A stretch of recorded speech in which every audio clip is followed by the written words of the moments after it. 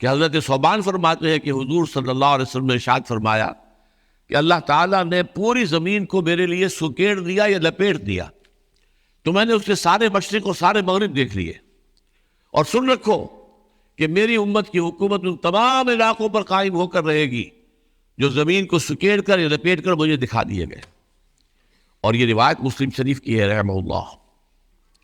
دوسری حدیث مقداد بن الاسود سے رضی اللہ تعالی عنہ، اور یہ مسند احمد بن حنبل کی ہے رحمہ اللہ۔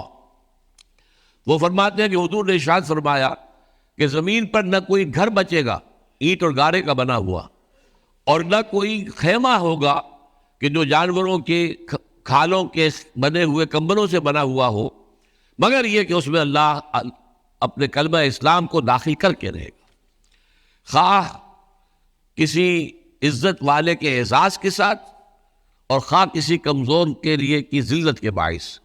یعنی یا تو یہ کہ گھر والا یا خیمے والا اسلام لے آئے گا تو اسلام اس کے گھر میں یا خیمے میں داخل ہوگا، اس کو بھی اعزاز حاصل ہوگا۔ وَلِلَّهِ الْعِزَّةُ وَلِرَسُولِهِ وَلِلْمُؤْمِنِينَ، عزت تو اللہ کے لیے ہے اور اس کے رسول کے لیے ہے اور اہل ایمان کے لیے ہے، تو اس اعتبار سے اس کا اعزاز ہوگا۔ اور یا وہ اگر نہیں مانے گا تو اسے جھک کر رہنا پڑے گا، یُؤْتُوا الْجِزْیَۃَ عَنْ یَدٍ وَهُمْ صَاغِرُونَ، اپنے ہاتھ سے جزیہ دینا ہوگا، چھوٹے بن کر رہنا ہوگا، غلبہ اللہ کے دین کو ہوگا۔ ان احادیث سے جو کچھ معلوم ہوتا ہے میں نے ان آیات کے حوالے سے پہلے آپ کے سامنے رکھ دیا کہ حضور کا مقصد بعثت تھا غلبہ دین، اور یہ غلبہ عالمی سطح پر۔ اچھا، پھر دو جگہ وہ آیت آئی ہے، سورہ صف میں جہاں وہ آیت آئی جو میں نے ابھی سنائی ہے، اس کے ساتھ ہی آیت ہے یریدون لیطفئوا نور اللہ بافواہہم واللہ متم نورہ ولو کرہ الکافرون۔ یہ تو چاہتے ہیں، اور اس سے مراد ہے خاص طور پہ یہودی اور ان کے تابع نصرانی، بعضهم من بعض بعضهم اولیاء بعض، یریدون لیطفئوا نور اللہ بافواہہم واللہ متم نورہ ولو کرہ الکافرون۔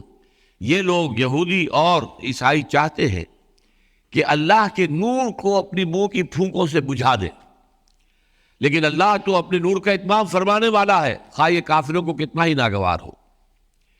یہی مضمون سورہ توبہ میں جب وہ آیت آئی هو الذی ارسل رسولہ بالہدی الآیہ، تو اس کے ساتھ ہی وہاں پہ بھی مضمون یہی آیا، تھوڑے سے فرق کے ساتھ، یریدون ان یطفئوا نور اللہ بافواہہم ویابی اللہ الا یتم نورہ ولو کرہ الکافرون۔ یہ یہودی اور عیسائی تلے ہوئے ہیں کہ وہ اللہ کے نور کو اپنے منہ کی پھونکوں سے بجھا دیں، حالانکہ اللہ تعالیٰ تو ہرگز راضی نہیں ہوگا مگر اس پر کہ وہ اپنے نور کو مکمل کرے، اس کا اتمام فرمائے، چاہے کافروں کو کتنا ہی ناگوار۔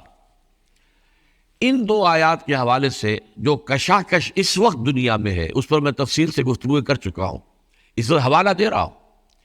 اس وقت جو بھی حق و باطل میں وہ جو ستیزہ کار رہا ہے ازل سے تا امروز، چراغ مصطفی سے شرار بولابی، وہ جو اپنے خاص یوں سمجھیے کہ جس کو ڈراپ سین کہا جاتا ہے، ڈرامے کا آخری سین، وہ اب آنے والا ہے، بہت قریب ہے، جس کو کہا اقبال نے کہ دنیا کو ہے پھر مارکہ روح و بدن پیش، تہذیب نے پھر اپنے درندوں کو ابھارا، اللہ کو پامر دیے مومن پہ بھروسہ، ابلیس کو یورپ کی مشینوں کا سہارا۔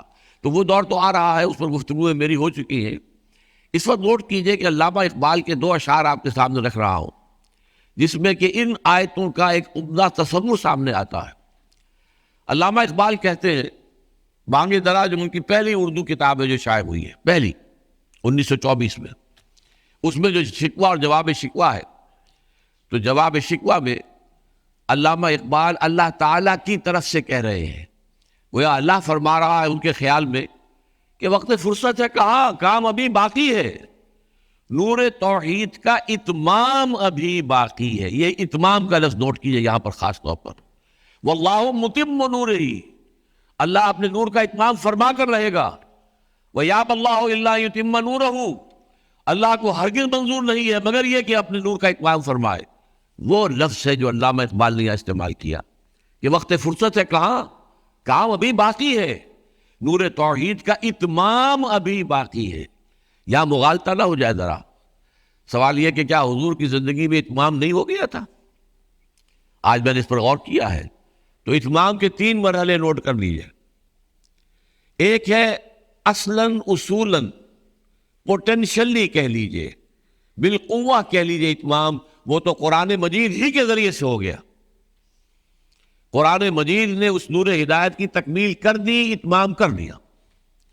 نمبر 2، عملاً بھی حضور صلی اللہ علیہ وسلم اور آپ کے صحابہ کی انقلابی جدوجہد کے نتیجے میں جزیرہ نماء عرب میں اتمام نور الحق ہو گیا، اللہ کا دین غالب ہو گیا، توحید کا پرچم بلند ہو گیا۔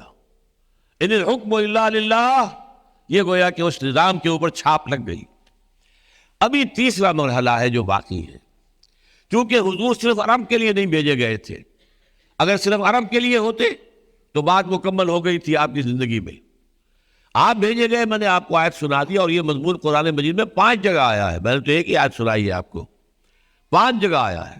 وَمَا أَرْسَلْنَاكَ إِلَّا كَافَّةً لِلنَّاسِ بَشِيرًا وَنَذِيرًا، میں نے یہ آیت سنائی ہے کہ میں نے نہیں بھیجا ہے اے نبی آپ کو مگر تمام نوع انسانی کے لیے۔ تو اتمام آخری کب ہوگا؟ جبکہ پوری دنیا پر، پورے عالم اسلام، عالم انسانی پر اللہ کا دین غالب ہو جائے گا۔ تو اتمام بالقوہ قرآن کے ذریعے سے ہو گیا، نور توحید، اور اللہ نے اس کی حفاظت کا ذمہ لے لیا، وہ آج تک بھی موجود ہے۔ اتمام بالعمل، بالفعل، ایک نظام کے قیام کی شکل میں جزیرہ نماء عرب کی حد تک حضور کے دست مبارک سے ہو گیا، اور اب ہونا ہے آخری مرحلہ باقی ہے، وہ اتمام بالفعل پوری دنیا پر، گلوبل۔ اور آپ کو معلوم ہے تو آج تو دنیا میں دور ہی گلوبلائزیشن کا ہے۔ وہ کہتے یہ ہے کہ یہ دنیا جو ہے یہ ایک گلوبل ولیج بن کر رہ گئی ہے۔ تو اب تو ظاہر بات ہے جو نظام بھی آئے گا، خواہ تو وہ ویسٹ کا نظام جس کے لیے کہ بڑی بغلیں بجائی تھی فوکویاما نے، اینڈ آف ہسٹری، معلوم ہوتا ہے تاریخ کا آخری سرا آ گیا ہے، اور معلوم ہو گیا اب کمیونزم کے انتقال کے بعد، اس کے مر جانے کے بعد ثابت ہو گیا کہ اب ہمارے نظام سے مراد کیا ہے؟ our liberal secular democracy, our capitalistic system, our market economy based on interest and banking، اس کو کوئی چیلنج کرنے والی طاقت نہیں ہے۔ اگرچہ بعد میں ہنٹنگٹن نے اس کی تصحیح کی تھی کہ نہیں، غلط فہمی ہے تمہیں، ابھی مقابلہ ہوگا، کلیش آف سویلائزیشنز۔ بلکہ ہنٹنگٹن کے بعد ایک اور صاحب نے ایک بات کہی ہے، ان کا میرے پاس اس کا حوالہ موجود نہیں ہے، لیکن وہ بات کہی ہے کہ ہنٹنگٹن کو بھی غلطی لگی ہے، یہ صرف کلیش آف سویلائزیشن نہیں ہوگا، کلیش آف سسٹمز ہوگا، نظاموں کا تصادم ہوگا، نظاموں کا جو ہے مقابلہ ہوگا ایک دوسرے کے مقابلے میں۔ بہرحال یہ ہے جو اقبال نے کہا تھا کہ وقت فرصت ہے کہاں کام ابھی باقی ہے، نور توحید کا اتمام ابھی باقی ہے۔